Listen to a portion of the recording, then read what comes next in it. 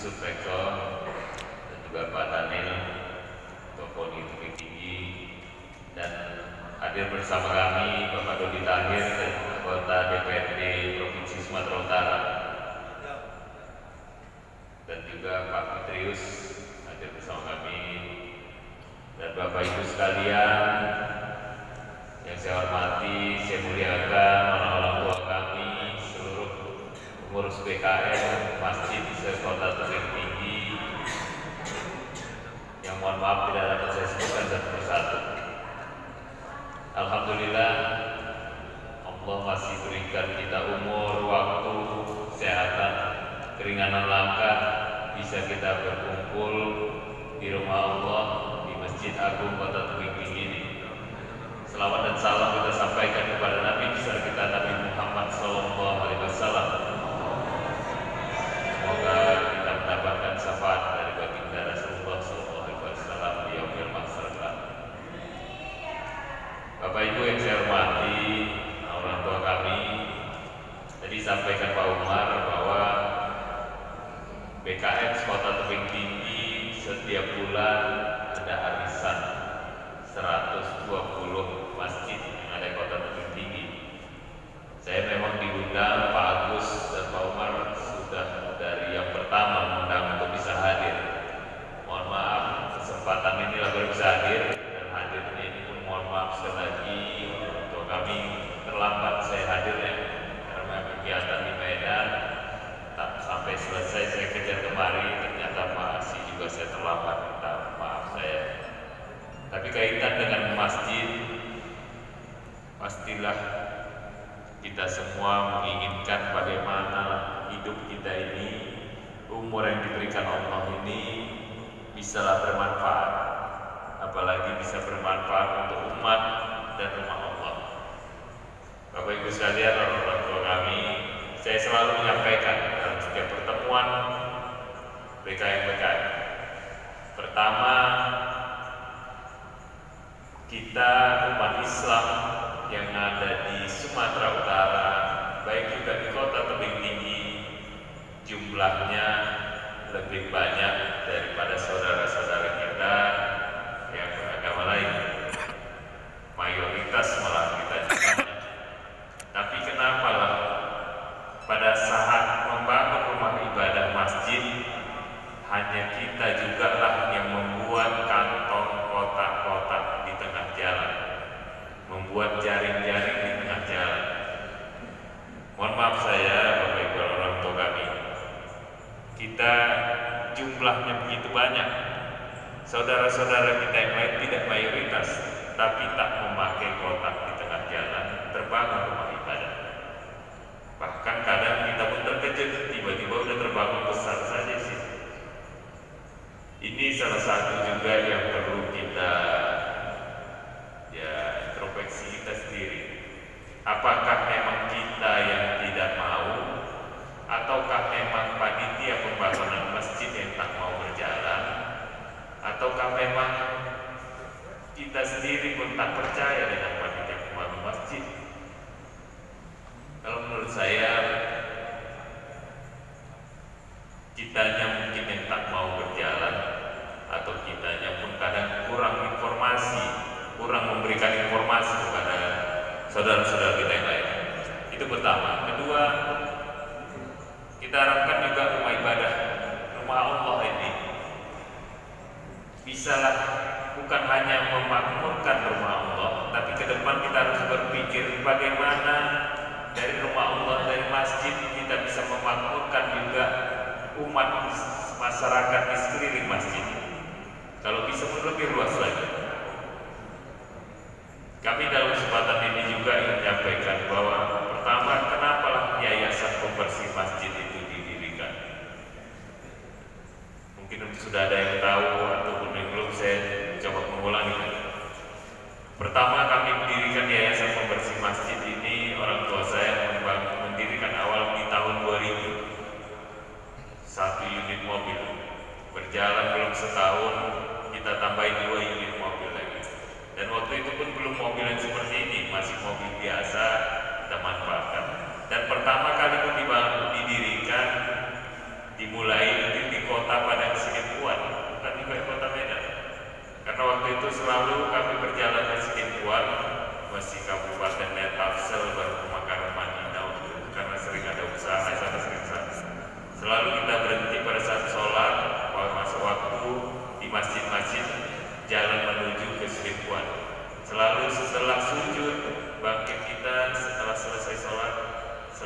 membersihkan kening karena berpasir kening.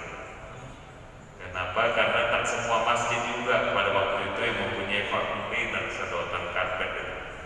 Masuk ke kamar mandi, kadang kamar mandinya pun keramiknya belum selesai, masih bersemen-semen, dan mohon maaf kurang bersih juga. Aromanya kadang pun ya itulah namanya kamar mandi. Itulah yang menjadi pemikiran orang tua saya waktu itu. Kita bikinlah pembersih masjid gratis, dan juga sambil melihat masjid mana yang perlu kamar mandi yang perbaiki, kita coba bantu perbaiki. Berkembang sampai dengan saat ini. Alhamdulillah di Tebing juga sudah ada. Tak ada pemikiran waktu itu ingin menjadi apapun. Tapi alhamdulillah kita pun tak tahu takdir dari Allah. Hari ini saya diamanahkan sebagai wakil gubernur. Pada saat mau maju itu pun bingung juga kita maju mana. Saya tak orang politik, tak menjadi kader partai politik manapun. Baru hari ini lah, baru berapa hari, tanggal 20 kemarin baru lantik ketua Golkar. Tapi semua itu saya yakin ada rahasia Allah kembali semuanya. Dan pada saat kita pilgub kemarin tak juga disangka-sangka banyak, karena Allah, izin Allah, digerakkanlah hati umat bergerak semua. Saat masjid-masjid di daerah bergerak. Malah ada yang mengatakan, beberapa pun saya sering dengar, kapan lagi kita bantu Pak Haji Hanif, anaknya mau maju, selama ini masjid kita dibersihkan. Tak berpikir kami waktu itu untuk hal itu, tak ada berpikir itu. Tapi alhamdulillah Allah gerakkan. Artinya yang saya sampaikan ini, janji Allah pasti. Kita membantu rumah, mohon maaf, mengurusi rumah Allah, pasti akan membalaskan Allah yang tak kita duga-duga. Orang tua saya selalu mengingatkan saya, kau bersedekah jangan kau takut miskin. Tak usah takut miskin, sedekah saja, apalagi untuk agama ini. Kau bersedekah, pasti banyak jalan nanti dibantu Allah yang tak kita duga-duga. Artinya Bapak Ibu sekalian, orang tua kami, mohon maaf, tak ada niat saya yang mengajar. Pasti Bapak Ibu sekalian, orang tua kami lebih punya pengalaman gitu kan. Tapi artinya begitulah, kalaulah kita memang niat terus dan ikhlas, banyak aja hal dibantu. Saya kemarin kami bersama Ustadz Safrizal di sini dengan juga DMI Kota Medan, DMI Provinsi juga, mengundang pimpinan Masjid Joko Karya yang ada di Jogja. Ada Tebing ada Pak ya? Alhamdulillah Tebing ada. Waktu itu kita bikin udah 4 kali pelatihan manajemen masjid, 2 kali hadir Joko Karya, Masjid Joko Karya. Sekarang masjid itu masjid yang bukan hanya masjidnya yang makmur, tapi masjid itu memakmurkan masyarakat sekitarnya. Bahkan kota Jogja itu, pemerintah kota Jogja sendiri pun mau meminta database tentang umat, dari mulai alamat, KTP sampai golongan darah, datang ke masjid itu. Begitu bagusnya manajemen masjid itu secara data dan juga secara pengelolaan keuangannya. Saya sampaikan waktu saya tanyakan sama Pak Kiai Haji Jazir namanya. Saya tanyakan, Pak Haji udah berapa lama ngurus masjid? 2004 saya mulai ngurus Masjid Joko Karya. Pertama, bagaimana sekarang uang saldo masjid itu hampir 20 miliar, Ustaz? Hampir 20 miliar. Tapi bukan berarti uang itu didiamkan, enggak. Uang itu terus keluar, tapi terus saja ada yang masuk. Saya tanya, berapa pertama saldo awal? Saldo awal pertama Pak saya masuk situ 43 juta.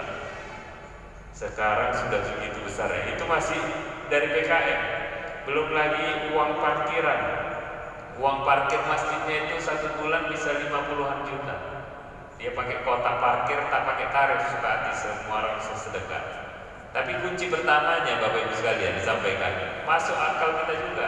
Pertama, kalau kita mau banyak orang menyumbang Pak, saya sampaikan ya. Pertama, kotak sumbangan masjid itu jangan kecil-kecil. Apa nyelipkan uang itu. Kotaknya itu, lubang uangnya itu bikin yang besar, karena orang kadang mau naruhkan uang lipatan yang tebal itu pasang mesti berapa kali. Kalau lah itu kita bikin kecil, orang pun jadinya mau naruh uang pun sedikit-sedikit juga. Jadi pengalaman ini Pak, boleh juga mulai besok lubang kotak amal itu dibesarkan aja Pak, tapi jangan tangan yang masuk, cukup aja 2 jari.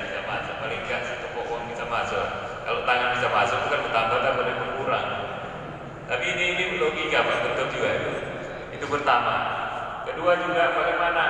Saya tanya juga, Bapak dulu apa kerja? Saya dulu dosen UGM. Karena saya mengurusi masjid, saya mengundurkan diri dari dosen. Saya mau mengurus masjid aja, saya tinggalkan dosen itu. Karena niat saya jangan mengurusi masjid sambilan, mengurusi masjid harus serius. Akhirnya karena dia mengundurkan diri, terakhir UGM pula yang datang meminta Pak Jazir itu menjadi ketua dewan pakar di UGM. Dan dia terus mengurusi masjid sampai hari ini. Masjidnya itu bisa sekarang membeasiswakan sudah ratusan anak-anak yang baik sekolah di luar ataupun di Jogja. Masjidnya itu sudah bisa memberikan sembako gratis ke sekitarnya. Tidak ada lagi orang miskin di sekitar masjid yang tidak makan. Satu kecamatan dan saudara, dia sudah bisa makan keluar. Kalau hari bulan puasa, sumbangan untuk buka puasa gratisnya itu berlebih-lebih. Saya mohon maaf tadi ada Pak Oki, Wakil Bupati Batubara. Mohon maaf Pak Oki ada di situ. Jadi kalau bulan puasa dia bilang sudah berlebih-lebih Pak, sampai kami sumbangkan uang buka puasa itu karena niat orang yang sedekah untuk buka puasa tak berani kami masukkan ke uang kas PKM. Sampai ke NTT, ke Papua dikirimkan.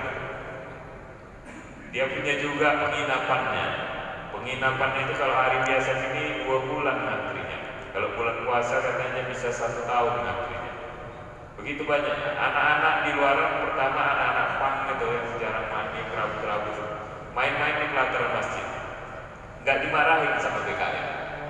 Hanya waktu azan diimbau suruh sholat, tak mau sholat, nggak dimarahin, dibiarkan saja. Selalu diajak, tak mau sholat, dibiarkan aja main-main di situ, tidur di pelataran juga. Lama-lama anak-anak ini pun malu dia mungkin karena dia tak biasa sholat, tak pernah sholat. Akhirnya ditanyakan, tak pernah sholat, tak pernah sholat, diajarkan sholat. Habis diajarkan sholat, anak-anak itu lama-lama buka kerabu, ganti kain sarung, sekarang udah menjadi anak-anak remaja masjid. Dilatih, bagaimana juga dia dilatih untuk bisa ada pelatihan tentang membersihkan AC, karena sana banyak hotel. Sekarang penghasilan mereka dari pembersihan AC itu sudah luar biasa juga. Jadi banyak hal yang dilakukan kalau memang kita dari masjid bisa aktif.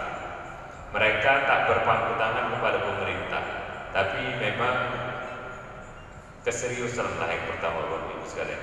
Keseriusan kita bagaimana kita mengelola masjid kita ini, memakmurkan masjid. Di sana awalnya sholat subuh itu sepi, tak banyak. Memang dia pancing dengan sholat subuh itu pakai absensi di jari awal. Jadi kalau udah 6 bulan dihitung 1 tahun siapa yang paling tepat waktu dan tidak pernah tidak sholat subuh jamaah, sholat zuhur itu asar mendapat hadiah. Sampai hadiah sepeda motor, hadiah kulkas. Tapi ditanyakan sama jamaah, ada yang nanyakan, Pak Kiai kalau lah seperti ini bagaimana pahalanya? Orang sholat bukan karena Allah, tapi karena mau ngejar hadiah. Dia bilang tak apa-apa. Kadang memang ya untuk mengajak orang sholat itu mesti ada pancingan. Mana lebih bagus katanya, masuk surga terpaksa atau masuk neraka dengan ikhlas? Lebih baguslah masuk surga dengan dipaksa. Tapi saya berpikir memang semuanya ini kita kadang hidayah itu datangnya awalnya mungkin dengan terpaksa, tapi lama-lama dengan terbiasa jadinya ada yang kurang rasa kalau kita tidak sholat berjamaah ke masjid. Jadi Bapak Ibu sekalian, orang untuk kami mungkin nanti kami akan undang kembali, dan nanti Pak Wali Kota kita buat sekali di tebing nanti sini, biar juga ya kita undang Joko Karya nanti biar datang juga ke tebing, biar PKM tebing bisa hadir nanti. Awalnya kami hanya minta tempat saja di sini, dan mungkin dia biar bisa lebih panjang sekitar 3-4 jam lah, seperti yang terakhir kami mungkin 3-4 jam lebih panjang waktunya, lebih banyak untuk bertanya biar kita bisa belajar. So mudah-mudahan saya yakin dan percaya tebing tinggi dengan semangat guyupnya, kekeluargaan silaturahimnya BKM seperti ini, saya yakin bisa majulah, bisa makmurlah masjid-masjid kita yang ada di Kota Tebing Tinggi. Apalagi Pak Wali Kota, Pak Umar juga semangatnya untuk masjid luar biasa. Masjid yang ini kita lihat ini luar biasa ya, Masjid Agung ini. Malah kantor kejaksaan pun dikorbankan untuk masjid. Biasanya Pak Wali tahu lah kalau kita pemerintahnya kan malah kita pula yang menggusur daripada kawan-kawan kita kejaksaan. Tapi alhamdulillah semuanya ini saya yakin dari pihak kejaksaan dan pihak pemerintahan semuanya kalau untuk kepentingan masyarakat, apalagi kepentingan untuk ibadah, semuanya kita mau berkorban. Mudah-mudahan kita semuanya ke depan di Tebing Tinggi juga tak ada lagi lah membangun masjid kita taruh kotak-kotak di jalan. Malu kita dan menjadi cemoohan saudara-saudara kita yang lain. Mudah-mudahan semangat kita juga untuk memakmurkan masjid semakin hari semakin bertambah. Apalagi anak-anak kita harapkan bisa juga semangat datang ke masjid bukan hanya ibadah, tapi bisa dibangun ekonomi umat dan bisa menyebar ekonomi itu bangkit dari masjid, bisa bangkit bagi hal-hal yang positif masyarakat tentang ilmu agama dan lain-lain dari masjid. Mudah-mudahan ini semuanya bisa terbangun dan nanti insya Allah mungkin di Januari atau Februari kami akan ulang kembali sebuah karya di rumah ini. Mudah-mudahan kita bisa mendengarkan secara langsung.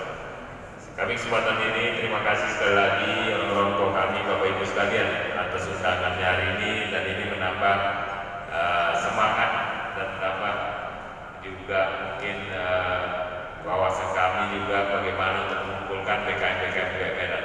Dan kami terima kasih dengan Dewan Masjid sekarang, baik tingkat provinsi, kabupaten, kota, sudah jauh berubah semangatnya, selalu membuat kegiatan-kegiatan di masjid, terutama di Provinsi Sumatera Utara.